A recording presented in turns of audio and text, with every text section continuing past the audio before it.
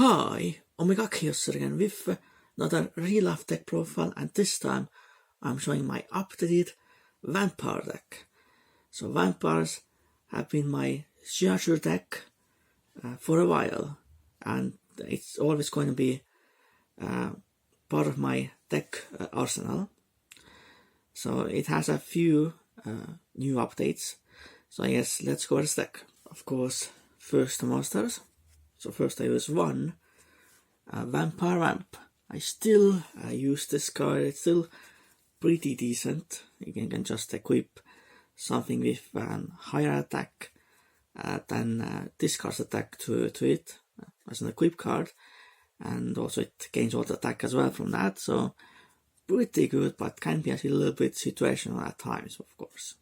But I love this card for sure. So that's why I'm always going to keep it in. Then I use one Vampire Red Baron, which is basically a creature swap essentially from a deck, as well of course level 6 to go for rank 6 XC summons. Really pretty good as a good secondary ability as well, to that a lot of other vampires also have, that if you destroy a master of a battle with it, then you can spell someone into your field. That's definitely really good. Then I use one Vampire Scarlet Gorge. Pretty good card. If you know how to summon this card, you can pay 1000 life points to revive any vampire from the graveyard. It's definitely really good. Has the same secondary ability as well. I did drop it down to 1 because of the fact that you don't really want to have too many of high levels in your hand, because obviously that's will be really bad. So, but still, I think still of course really good. Then I use one Shadow Vampire to summon out those vampires from the deck. Also another really good card for the deck, I think. Then I use one Vampire Crimson. Pretty good as well, because obviously if a monster you control destroy battle or card effect, opponent's card effect, you can pay 1000 life points for each monster that will be destroyed. Then obviously they won't be destroyed. It has the same secondary ability as well. If you destroy a monster of battle, you can revive it to your side of the field. Definitely pretty good, I think, and for of course rank 5 XC summons. The last high level vampire is of course my favorite vampire card, Vampire Frolain. Really good card, because obviously if any monster deck does an attack, you can play some with this card from the hand, and also you can pay up to 3000 life points, and then any of that zombie monster gains that amount of attack points. So definitely a really powerful card for sure, especially if in combination with the continuous spell Vampire's Domain. Then the core vampires for the deck, of course triple Vampire Retainer. Of course, if this card is spell summoned, you can pay 500 life points to search for any vampire spell trap card from the deck. That's really insane, because you can search out things like Vampire Domination and stuff like that, or Vampire's Domain. So definitely a really powerful card. And those, if it's in a graveyard, you can send any vampire card from the hand or face up on the field to the graveyard to spell summon this card from the graveyard. That's really insane as well. But of course it's banished if it leaves the field. So that's really amazing as well, of course, to be able to revive itself easily. And then of course triple Vampire Familiar, another really important card. If it is got spell summon, you can pay 5 life points to search for any vampire monster from the deck. Of course has the same reviving ability as Vampire Retainer as well. Not as important as Retainer, but still really amazing. And of course you can summon Link Kuribo using this card Link material as well. Definitely really amazing. Then some other zombie monsters that support the deck. Of course triple Unizombie, of course, really amazing, both for the vampire aspect of the deck as well as the zombie world aspect of the deck as well, because I do use that engine of Pilot Rock and zombie worlds and stuff like that. Really amazing for sure. Also of course a tuner, so you can go into your synchros as well with this card. Really amazing card for sure. And then of course to get access to Unizombie, you have triple Cyanide Solitaire. Not much else to say. Yeah, pretty much just summon out Unizombie, pretty much.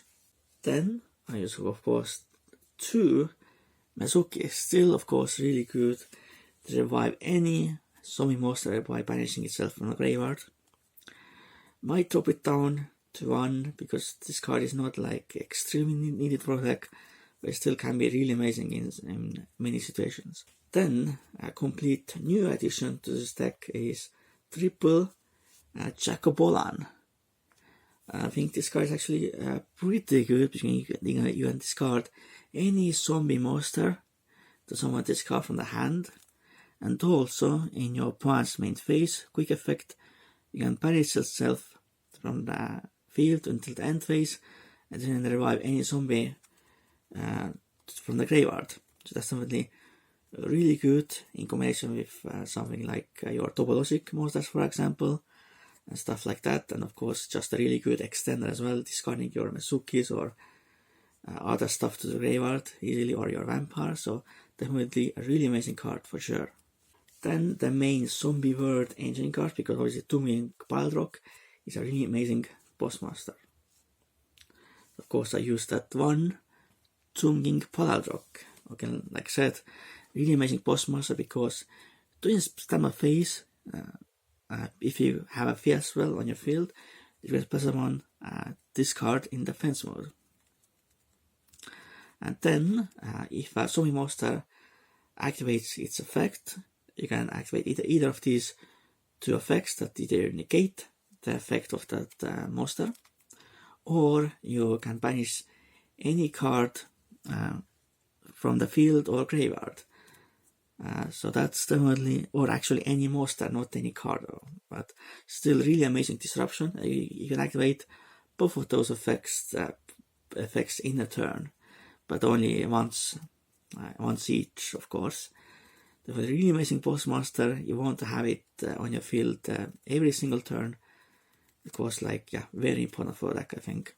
Then I used that one Glow Up Plume, essentially to spell someone Dooming Baldrock from the deck. That's definitely, I think, really good. Of course, you can also spell someone it with 1/1 and stuff like that. So, really amazing card for sure. And then, last mostly in the main deck is one Necroval Banshee, because on the field, if it's on the field or graveyard, you can banish it to activate Zombie Word directly from the deck. Then it's just an extra searcher for Zombie Word if you don't already have it by other means. And those Zombie Word in the field spots are kind of destroyed by card effects if this card is on the field. So all around, pretty good card for sure. Now let's see the spells and traps. So of course I used the triple Zombie Word, now the ultra rare versions from Dual Overload. Obviously, I think I don't really need to explain it. Essentially, all monsters on the field and in graveyards become zombie monsters, and either player can tribute someone except zombie monsters. So it's of course really good for the engine of this deck to summon out Baldrock and stuff like that, but also it's good against many different decks, like any kind of Cyber deck or Salamangreats and stuff like that, or any other any other deck that focuses around a certain type of monster. Definitely really amazing for sure. Then, of course, that one single limited terraforming, of course, still obviously needed. Then, 1/1.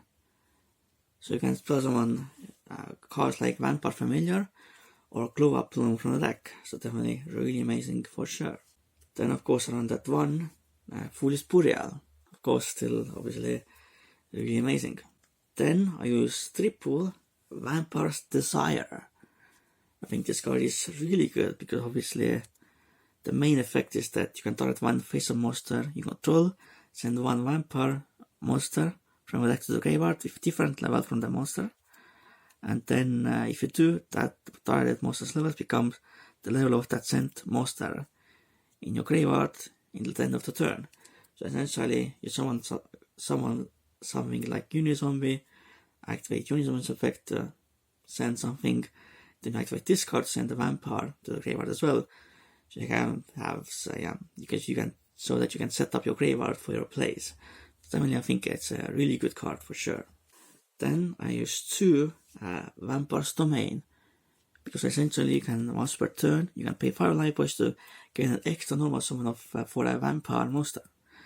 It's definitely really good. And also, if each time your vampire monster inflicts battle damage to your opponent, you can gain the same amount of life points, so you can get your life points back that you have paid for your vampire monster's effects, for example. So definitely really good to be able to summon those high level vampires. Then I use, of course, 2 Vampire Domination, because obviously you can pretty much negate anything if you control a vampire monster. And then you can also gain life points if it was a monster card. Then really amazing card for sure, just a really good negation card. And then last card in the main deck is 1 Vampire Awakening. Still, I think it's pretty good. Of course, you can summon any vampire monster on the deck, but it's destroyed in the end phase. I use it because it works very well in combination with your topologic link monsters for disruption, and just a decent card all around. That was the main deck. Now let's see the next deck. So first I use 1 Vampire Sheridan. Pretty good card. It can just send any monster to graveyard. Or actually, no, it can send any card your opponent to the graveyard by detaching material. It's a pretty good secondary ability as well. So definitely pretty good. And also, if you control a monster that is owned by your opponent, you can also exceed someone using that monster as well. So you can make it a level 6 to summon out this card.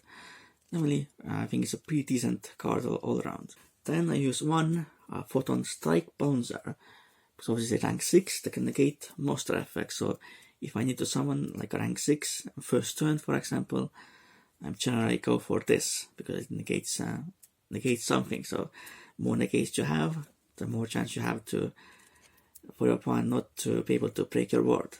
Then 1 Crimson Knight Vampire Bram, which can revive monsters from your opponent's graveyard, and also if you destroy a battle or card effect, you can summon this card in your standard phase in its defense position. Only pretty good card for sure.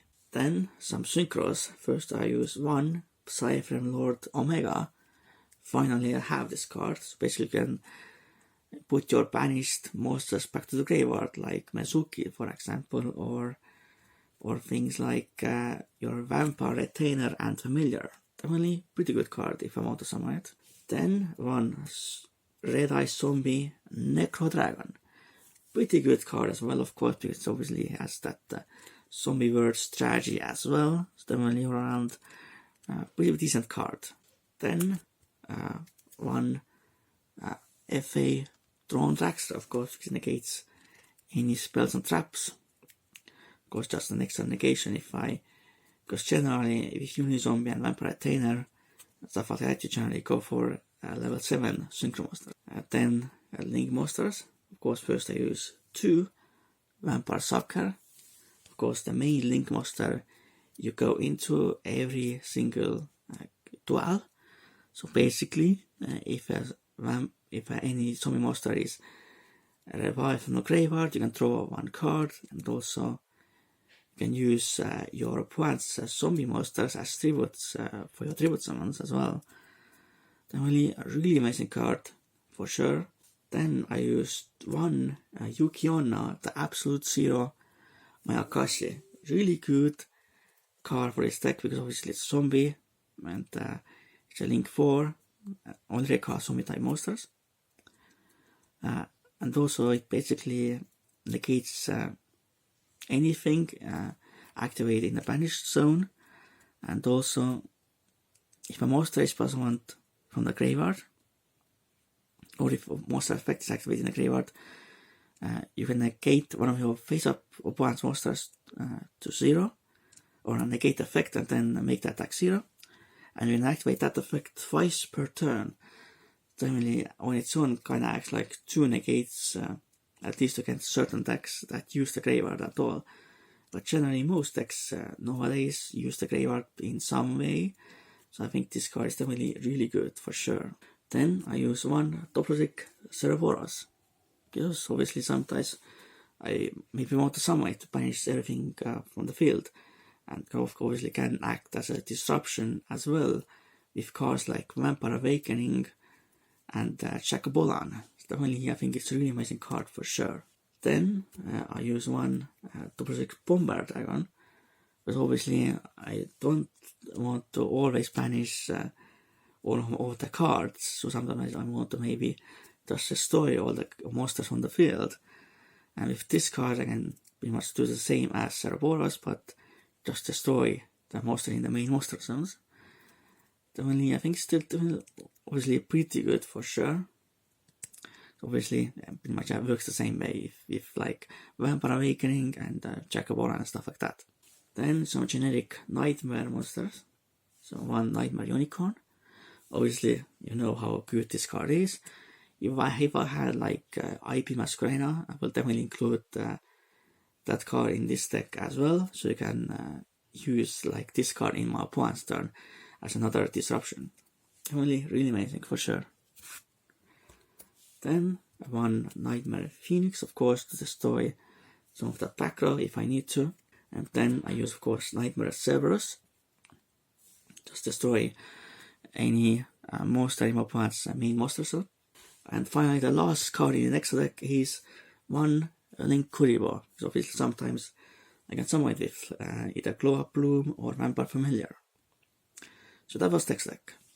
So this was my update, Vampire Real Life deck profile. I still really love this deck, and I think it actually has a pretty decent potential. So I think I definitely suggest to try this deck out as well. So I hope you enjoyed this Real Life deck profile. For now, goodbye and Khaos out.